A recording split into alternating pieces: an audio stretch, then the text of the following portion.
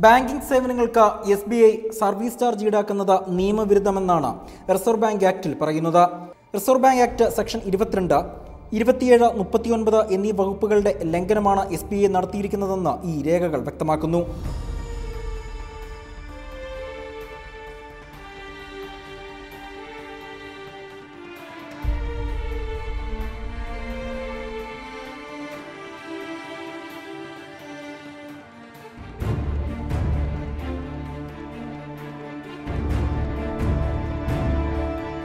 പഴയ നോട്ടുകൾ മാറി നൽകുന്നതിന് സർവീസ് ചാർജ് ഈടാക്കരുതെന്ന് റിസർവ് ബാങ്കിന്റെ department of payment settlement 2014 ഉത്തരവിറക്കിയിരുന്നു.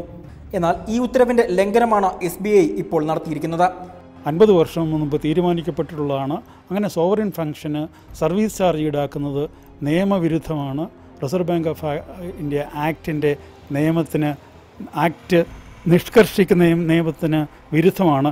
Reserve ബാങ്കിന്റെ ഡെലിഗേറ്റ് പവറാണ് SBI കൈയടക്കിയിരിക്കുന്നത്. റിസർവ് ബാങ്ക് ആക്ട് 39 അനുസരിച്ച് പഴയ നോട്ടുകൾ മാറുന്നതിനും നാണയം മാറി നോട്ട് വാങ്ങുന്നതിനും ജനങ്ങളിൽ നിന്നും സർവീസ് ചാർജ് ഈടാക്കരുതെന്നും നിയമമുള്ളപ്പോഴാണ് SBIയുടെ പുതിയ ചട്ടലംഘനം. ജനങ്ങളെ പൊതുസ്ഥാപനങ്ങളിൽ നിന്ന് അകറ്റുന്ന നയങ്ങളുടെ ഭാഗമാണിത്. SBIയുടെ ഈ നടപടിക്കെതിരെ പ്രതിഷേധവും വ്യാപകമാവുകയാണ്. അജി കുഞ്ഞുമോൻ, റിപ്പോർട്ടർ, പത്തനംതിട്ട.